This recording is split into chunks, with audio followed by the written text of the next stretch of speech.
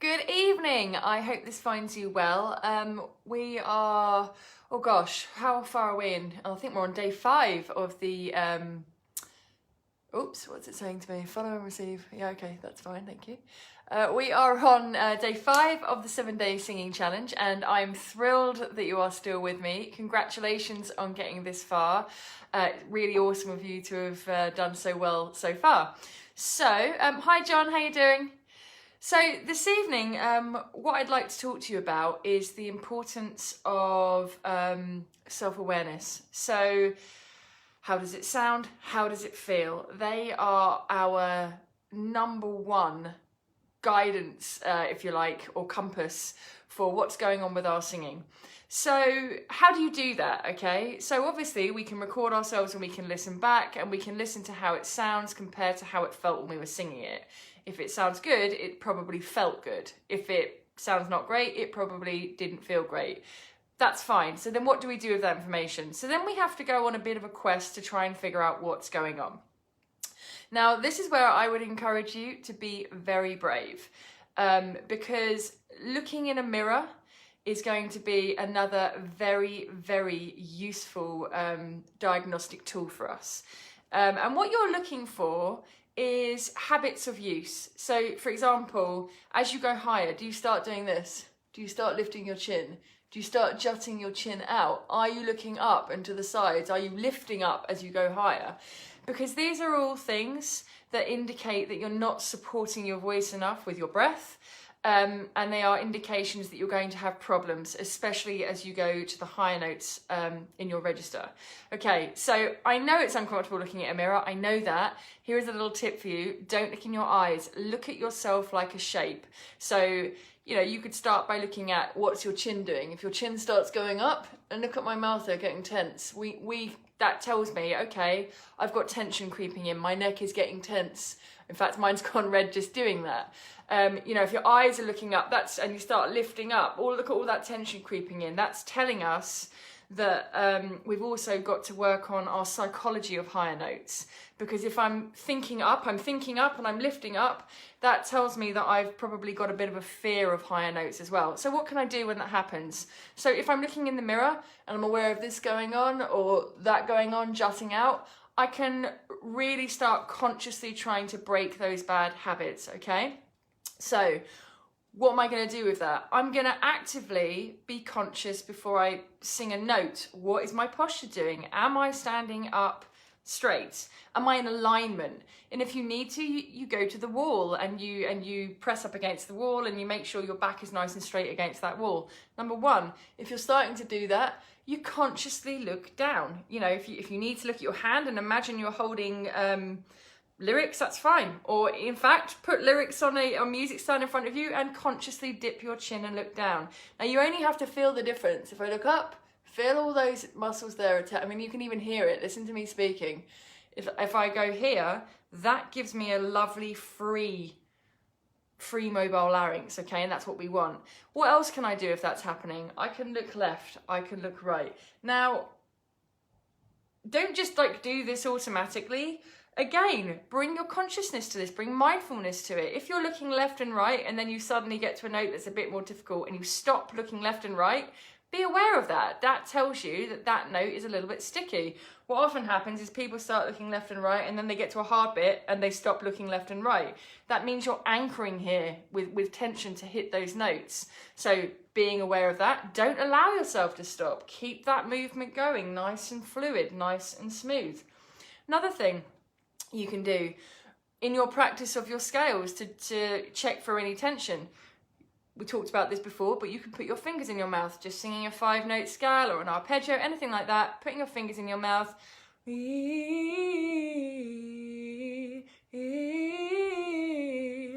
Am I starting to bite down? If you are, practice these scales with your fingers in your mouth. 2 fingers, 1 finger, that's fine. And do that to help you break that habit of biting down. Another thing you can do, if you notice you've got this jaw tension going on, there's probably a possibility of having tongue tension. Now, tongue tension is absolutely not to be underestimated. Your tongue is a massive muscle. If you run your thumb from the back of your chin all the way back, until you hit your larynx there, and you just gently press up and it will feel a little bit squidgy. That's actually the root of your tongue. That's how far back it goes. So again, you can practice your scales, sticking your tongue out. It will feel weird at first and it will feel hard. So sticking my tongue out.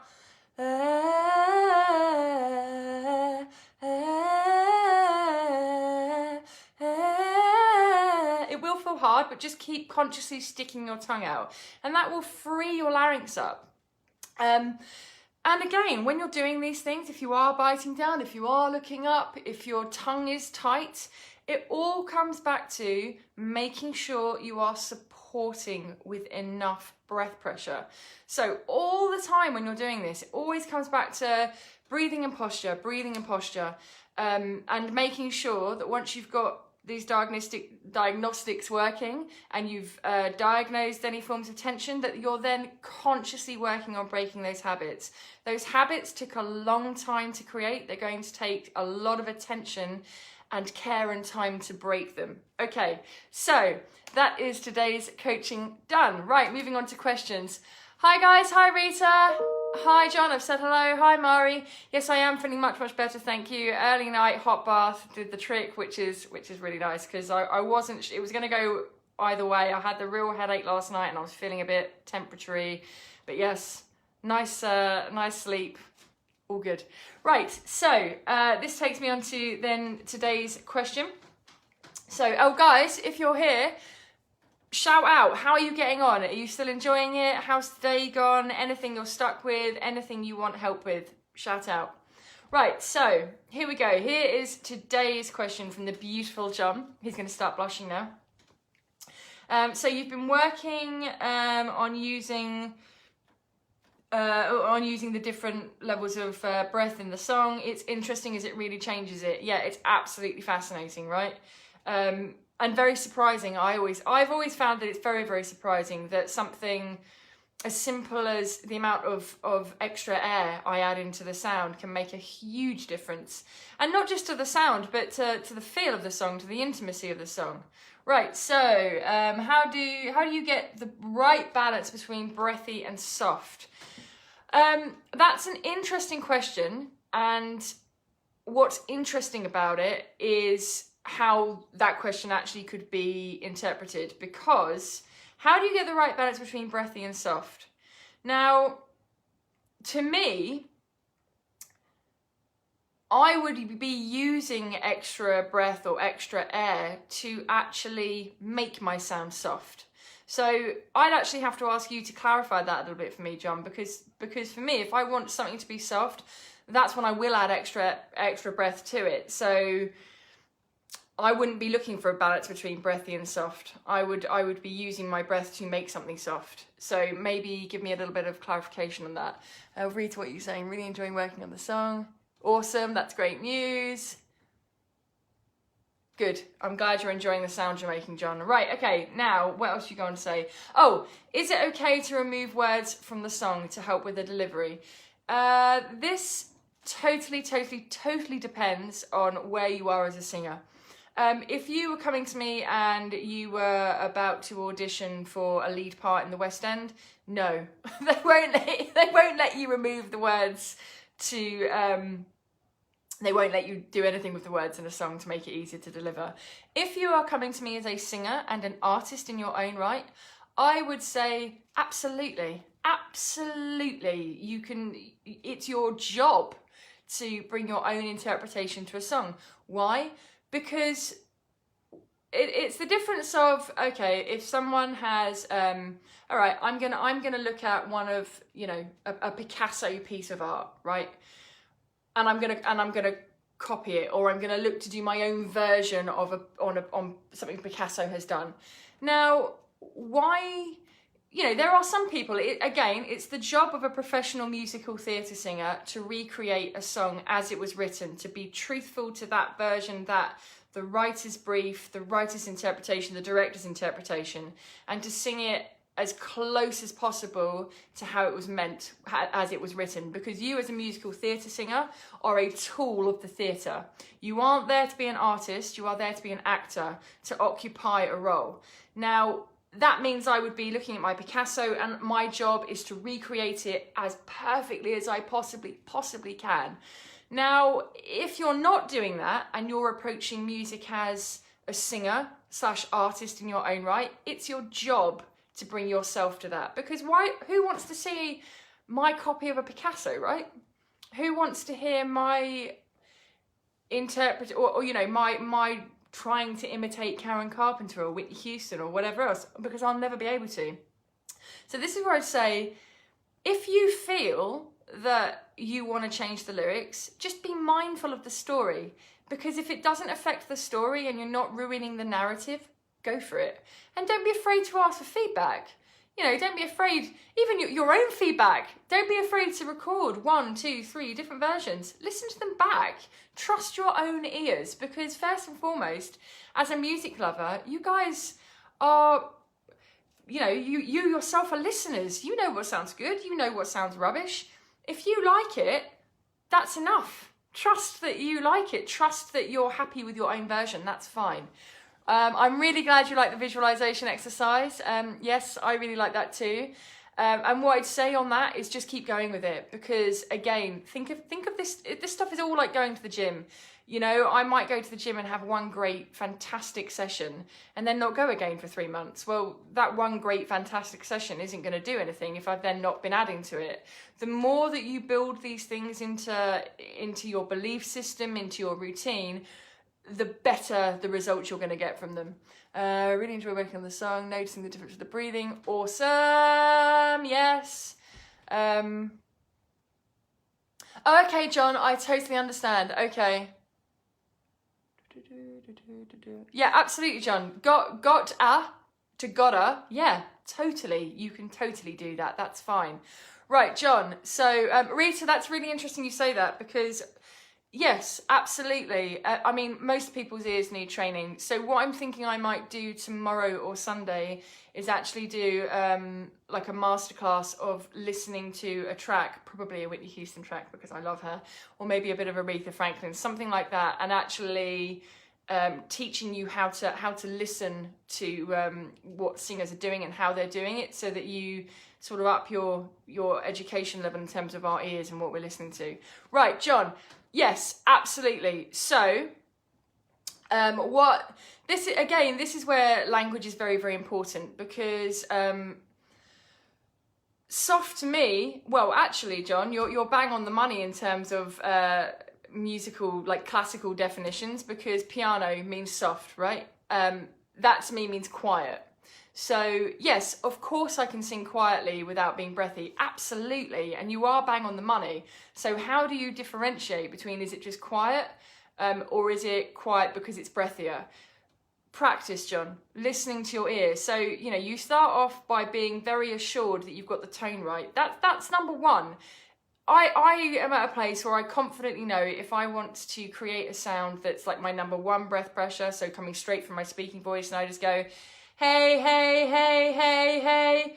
I can sing a song like that, loud or quiet. So I could go, I'm on the top of the world looking down on creation, and the only explanation I can find is the same amount of air. One is quiet, one is louder. So perhaps that's something to bring into your practice, John. So if I'm then going to do my breathy one, again, I can do that really, really quiet. Let me think of a song. Okay. So this one, for example. So if I was, I try to discover, that's breathy and quiet, right? A little something to make me sweeter. I can get louder with that tone. Oh baby, refrain from breaking my heart. So it's still breathy, but I just made it a bit louder. Does that make sense, John? You need to work on spinning plate. Bringing the... Yeah.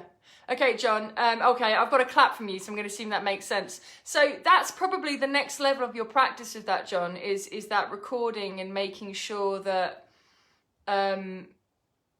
So first of all, yeah, thank you, good. So first of all, go for same volume, or, you know, not worrying about the volume, I should say. Can I create those tones? And you can just do that on a hey, right? So, hey, hey, hey. Adding in a bit of air, hey, hey, hey. Bit more air, hey, hey, hey. Now, did you hear there? I went too close to gushing. It was a bit too much air. So I'd do exactly the same again, right? So then I'm going to do that until I can confidently, I'm happy. That's my least amount of air. That's a little bit of air. That's the most amount of air. Then if I want to, I might see if I can make that first one a little bit louder. So that, hey, hey, hey, little bit of air. Hey, hey, hey, little bit more air. Hey, hey, hey. So hopefully this starts to make sense. Same for you, good, right, awesome.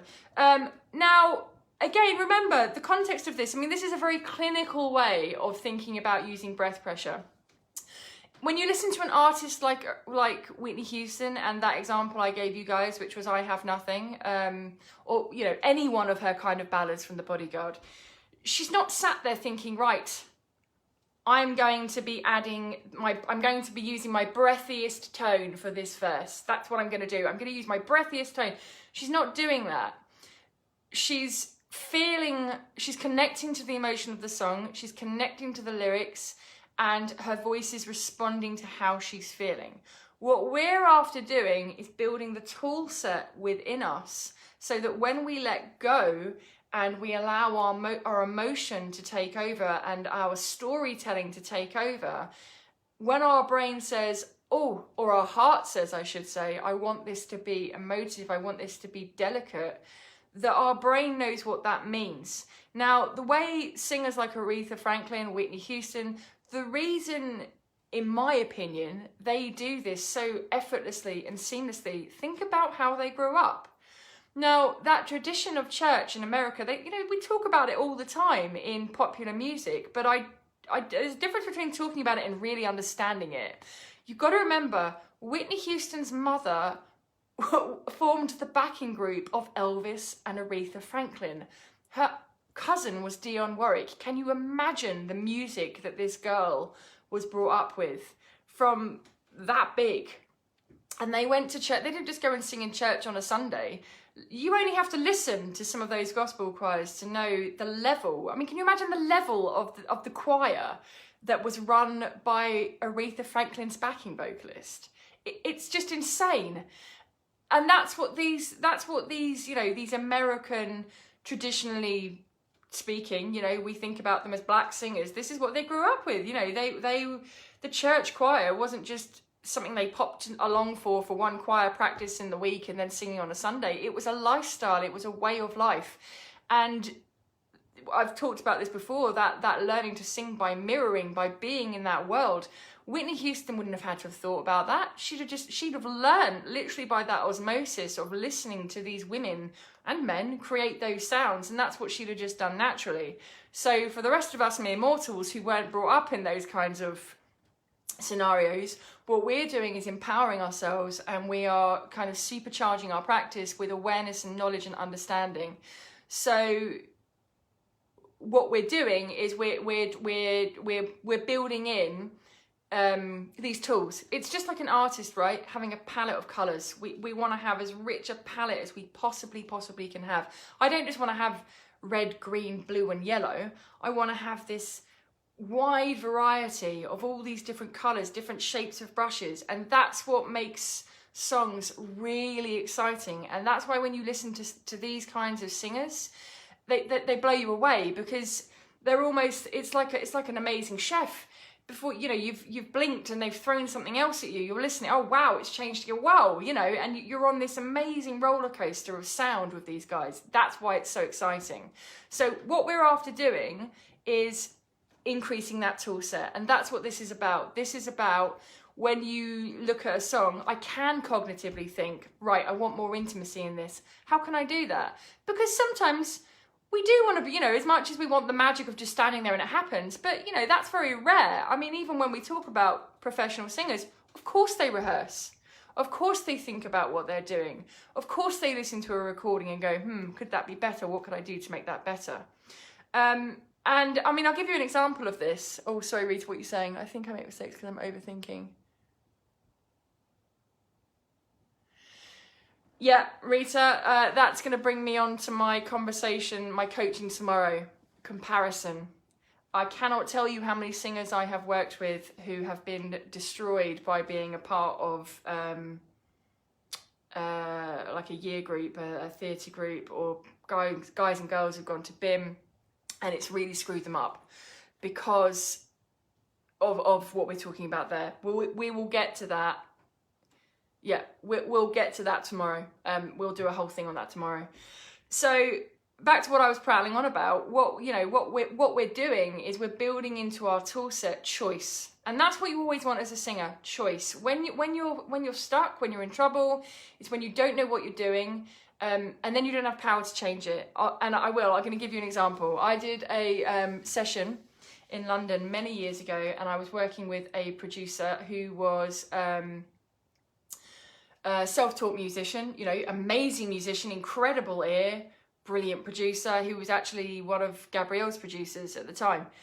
And yeah, we were working on this track, and I had been in the vocal booth, I kid you not, for over 3 hours, and I was losing my voice and I was tired, and he just kept saying more vibe. And I kid you not, this guy was dancing around the control room with a tambourine, literally singing more vibe, more vibe. He sent out for beers, and we had a break.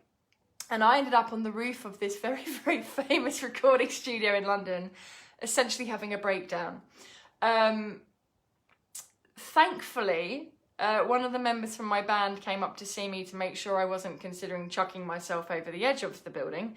And I said, I just don't understand. I don't understand what this more vibe means. What does that mean? More vibe. And the guy said to me, in one sentence, what this other guy could have said to me 3 hours before, which was, I was pushing the beat. I wasn't sitting back on the beat. It wasn't lazy. He wanted it to be more chilled. I was just rushing. Well, why was I rushing? Because I was so tense, so annoyed, frustrated, angry, because I didn't know what to do. So of course, the longer this session went on, the more I was pushing the beat, right? So it was completely pointless, complete waste of time. So that's why, in his understanding in the music world and as being a producer, was to go and get some beers in and try and loosen me up with alcohol. Didn't need to do that. He just needed to understand that I understood music. Unfortunately, I don't think he did understand it in those terms. I'm not saying he wasn't an amazing musician. He was. He is. But it's being able to understand your craft. And this is where knowledge is absolutely power, because if you don't know what's going on, you cannot make choice and you cannot make changes. So I hope that's been helpful, and I haven't whittled on too long here. But that's what we're after. You want to be empowered with knowledge and choice. And part of that knowledge and choice, Rita, is knowing when to put your brain aside and be able to let go. Absolutely. Absolutely. I don't want you guys to become automatons who just are thinking as you sing. But you want to, you know, it's about being able to let go, because it doesn't just go hand in hand that I let go and I sing amazingly. That doesn't happen. Because the truth is, singers who can just let go and it just happened, they did all that training. They just weren't aware they did it. Well, I mean, Whitney Houston, her mum did actually train her, but because it was her lifestyle and because that was the world she lived in, she was doing all of that, most of that training just by osmosis of being in it. And that's why American music, in my opinion, you know, that's why you had just the most incredible music.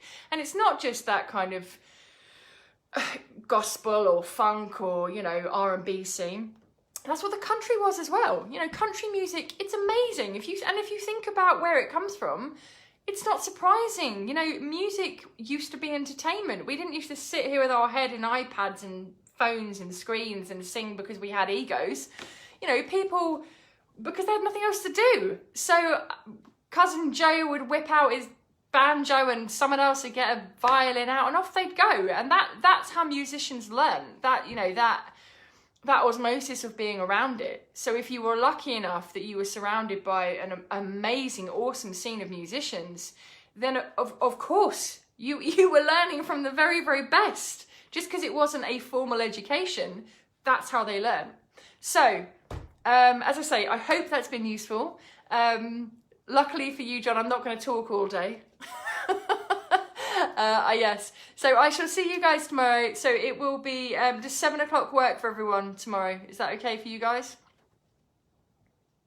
Give me a thumbs up or a little comment and say yes or no.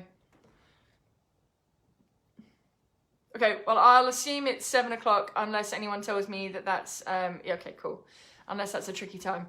So, and Rita, that's what we'll discuss tomorrow. We will talk about exactly what you're talking about. And I have first-hand experience of what you've described.